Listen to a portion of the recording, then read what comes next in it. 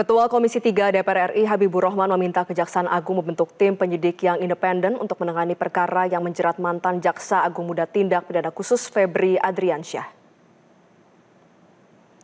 Permintaan itu disampaikan Habibur Rahman usai rapat Komisi 3 DPR RI yang resmi membentuk Panitia Kerja atau Panja Pengawasan Penegakan Hukum untuk mengawal penanganan dugaan kasus korupsi besar yang menyeret Jampitsus nonaktif Febri Adriansyah. Menurutnya, tim penyidik harus benar-benar steril dan tidak memiliki afiliasi dengan Febri Adriansyah agar proses penyidikan bisa berjalan objektif dan transparan.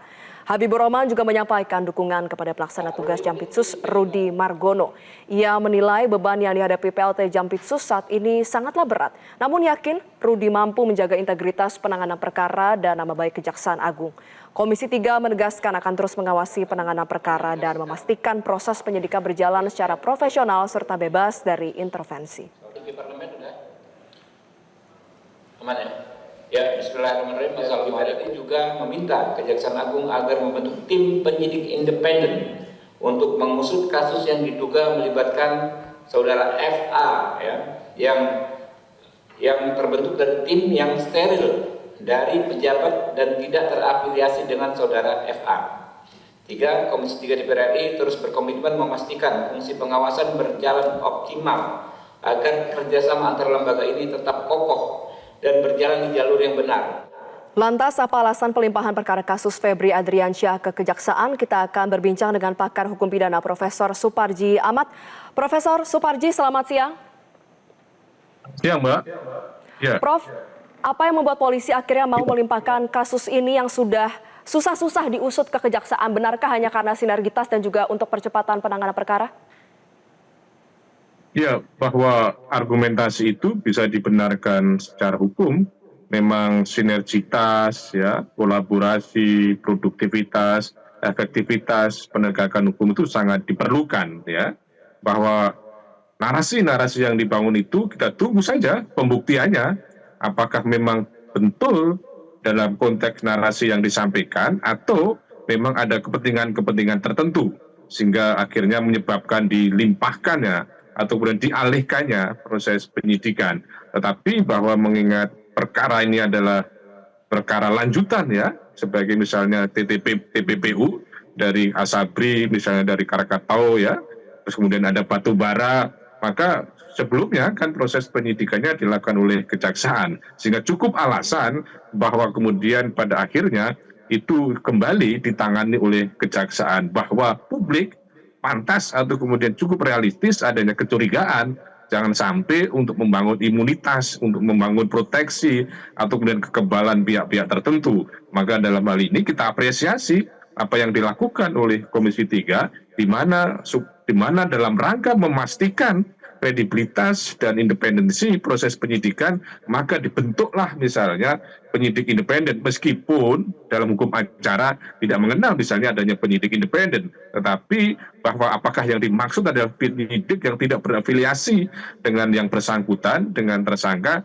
maka ini bisa dibangun logika, misalnya dibentuklah atau penyidik-penyidik baru yang tidak ada kaitannya dengan perkara-perkara sebelumnya atau tidak berafiliasi dengan tersangka. Ini yang harus ditunjukkan untuk menjamin, untuk memastikan bahwa betul proses penanganan perkara yang dilakukan oleh Kejaksaan ini menjadi tidak kontraproduktif, menjadi akhirnya dianggap ada sesuatu yang kemudian dilindungi dengan cara apa? Dengan cara adanya penyidik-penyidik baru yang kemudian bisa memastikan tidak adanya intervensi, tidak adanya pengaruh dari misalnya pihak sebelumnya, pihak tersangka, atau dengan faktor-faktor yang lain. Ini yang harus dibuktikan, meskipun sekali lagi bahwa itu tidak mudah untuk membangun, untuk kemudian memberikan garansi yang sebenarnya. Jadi kecurigaan publik itu diikuti kepercayaan dari institusi supaya benar-benar bahwa pelimpahan atau pengalihan penyidikan ini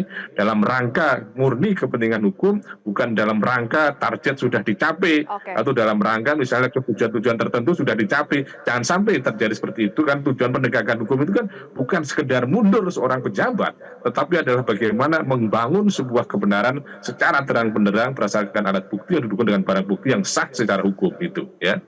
Ya, Prof, kalau misalnya tadi kan kita menyepakati tidak boleh ada imunitas dan juga intervensi. Ada pertanyaan utama, yaitu mengapa hingga saat ini kediaman dari Febri Adriansyah di Radio Dalam yang bahkan sempat ada penebalan pengamanan ini masih belum digeledah, itu pertama. Dan yang kedua, mengapa Febri ini masih belum ditahan, Prof? Ya, bahwa penggeledahan, penahanan, kan itu kepentingan penyidikan yang dapat dilakukan oleh penyidik. Bahwa penggeledahan maupun penahanan sifatnya bukan sesuatu yang imperatif, yang limitatif, yang kemudian harus dilaksanakan, tetapi adalah bersifat fakultatif, bersifat opsional, bisa dilaksanakan atau tidak bisa dilaksanakan. Apalagi UHAP yang baru, selain ada alasan objektif, misalnya 5 tahun di atas, kemudian ada alasan subjektif, yaitu ada 8M, bagaimana misalnya bahwa tersangka itu ada upaya memberikan keterangan palsu, ada upaya melarikan diri, upaya mempengaruhi saksi, upaya misalnya menghilangkan barang bukti, mengulangi tindak pidana, atau kemudian menyelamatkan atau dalam rangka menyelamatkan tersangka. Jadi ada alasan-alasan yang bersifat konkret, yang bersifat terukur supaya akhirnya tidak terjadi subjektivitas oleh penyidik. Jadi dalam hal ini bahwa penyidik menganggap atau menilai bahwa yang bersangkutan tidak akan melarikan diri, dia akan kooperatif dan lain sebagainya, maka akhirnya tidak dilakukan penahanan. Demikian pula dalam konteks penggeledahan, bahwa itu kan tindakan yang dapat dilakukan oleh penyidik, memasuki pekarangan orang, memasuki rumah orang dalam rangka penyidikan untuk mengumpulkan barang bukti, alat bukti yang kemudian dilakukan penyitaan. Langkah dari tindakan penggeledahan tadi adalah ada kelanjutan dari penyitaan. Jadi bahwa dalam konteks ini ada dugaan bahwa penyidik mengolah barang bukti yang telah diperoleh, kemudian akan dilakukan analisis sebelum melakukan penggeledahan yang lainnya. Jadi bahwa ini adalah kewenangan penyidik yang dapat dilakukan dalam rangka kepentingan penyidikan, bahwa tentunya ini bukan dalam rangka misalnya bersifat diskriminatif kepada seorang mantan pejabat, tetapi adalah dalam rangka kepentingan penyidikan. Ini yang harus kita ketahui, harus kita kawal bersama. Kenapa alasan-alasan yang kemudian harus dilakukan? Harapannya setelah ada penanganan perkara oleh kejaksaan ini, perkara yang sebelumnya oleh kepolisian, segera ada juga kejelasan tentang langkah-langkah hukum yang telah dilakukan supaya ada kepastian di masyarakat sehingga tidak menimbulkan kecurigaan-kecurigaan baru terhadap penegak hukum itu. Ya. Jadi ini bukan bentuk tindakan diskriminatif, tapi bisa dipastikan nggak, Prof, ini bukan karena penyidik takut sama Jampitsus nonaktif ini? Saya kira tidak bisa dikatakan ini adalah adanya ketakutan kepada Jampitsus, tetap juga atau kemudian bersifat diskriminatif. Kalau semua adalah kepentingan hukum. Kalau kemudian ada ketakutan, ada resistensi kepada seseorang yang sudah tersangka dan sekarang kan juga sudah bukan pejabat lagi, sudah mantan, maka ini akan menjadi satu presiden yang tidak baik gitu. Jadi menurut saya bahwa ini adalah harapannya, sekali lagi harapannya itu adalah murni karena pertimbangan-pertimbangan hukum, bukan murni karena pertimbangan-pertimbangan subjektif kepada seorang tersangka. Karena kalau itu yang terjadi, jelas akan menurunkan kredibilitas proses penegakan hukum dan akan mengurangi reputasi institusi tadi itu. Jadi kita tetap berpikir positif bahwa ini adalah karena masalah faktor hukum, bukan faktor yang kemudian karena subjektivitas dari yang bersangkutan sebagai seorang mantan pejabat, gitu, Pak. Ya. Oke, Prof, publik ini banyak yang mengatakan seharusnya kasus ini dilimpahkan ke KPK saja dan juga disambut baik oleh KPK. KPK bilang bisa saja sebenarnya. Bagaimana tanggapan Anda? Ya, KPK dalam hal ini sesuai dengan tugas dan kewenangannya, selain menangani suatu perkara, tetapi kalau sudah perkara itu ditangani oleh aparat penegak hukum yang lain, maka melakukan supervisi. Jadi KPK dalam hal ini kita berharap betul untuk melakukan supervisi. Selain kemudian DPR ya kan bentuk panja penegakan hukum, tetapi konteksnya kan tidak sampai pada sebuah supervisi. Kalau kemudian DPR yang kemudian terlibat melakukan misalnya supervisi, maka itu malah menjadi muncul nuansa-nuansa politik atau kemudian muncul asumsi-asumsi kekuatan politik. Maka yang lebih bisa dilakukan oleh KPK, mengingat sudah ditangani oleh Kejaksaan Agung, maka akan lebih baik melakukan satu supervisi supaya proses penegakan hukum itu berjalan cepat, berjalan produktif, dan berjalan sesuai dengan fakta hukum yang sebenarnya. Memang betul bisa saja dilimpahkan kepada KPK, tetapi bahwa faktanya sudah dilimpahkan kepada Kejaksaan Agung, sehingga KPK sekarang dituntut untuk melakukan supervisi sesuai dengan fungsinya, sesuai dengan tupoksinya, dengan tujuan, dengan orientasi bahwa penegakan hukum ini betul-betul dapat cepat adanya kepastian hukum, adanya keadilan dan kemanfaatan kepada bangsa dan negara, kepada masyarakat sesuai dengan prinsip dari tujuan bernegara hukum, Pak. Prof, lalu bagaimana supervisi dan koordinasi ini bisa kita lihat sebagai masyarakat? Perlukah ada laporan berkala yang mengatakan bahwa memang penyidikan ini benar-benar dilakukan koordinasi loh, walaupun sepenuhnya sudah dilimpahkan ke Kejaksaan Agung? Ya, inilah salah satu mekanisme, salah satu prosedur yang harus diperjelas ya, eksistensi KPK ketika melakukan supervisi itu bagaimana mekanisme. Salah satunya adalah bagaimana berkoordinasi, berkolaborasi, dan sekaligus membangun sebuah transparansi melalui apakah laporan berrutin, apakah kemudian koordinasi secara rutin, yang intinya adalah bahwa proses penegakan hukum itu berjalan dengan tuntutan hukum itu sendiri, yaitu sesuai dengan hukum acara yang berlaku, dan kemudian sesuai dengan asas-asas hukum yang berlaku, yaitu independensi, tidak ada intervensi, dan KPK kepentingannya dalam rangka itu. Kepentingannya dalam rangka memastikan penegakan hukum itu, apalagi tindak pidana korupsi, benar-benar sesuai dengan tujuannya, yaitu betul-betul bagaimana negara Indonesia ini adalah bebas dari korupsi, tetapi bahwa faktanya masih terjadi, maka ini menjadi tantangan bagi KPK terhadap kasus-kasus yang besar ini untuk andil melakukan supervisi dan melakukan sebuah transparansi, akuntabilitas kepada publik, misalnya menyampaikan laporan berkala. Kalau selama ini memang kita masih meraba-raba sebetulnya tupoksi dari KPK melakukan koordinasi, melakukan supervisi itu seperti apa.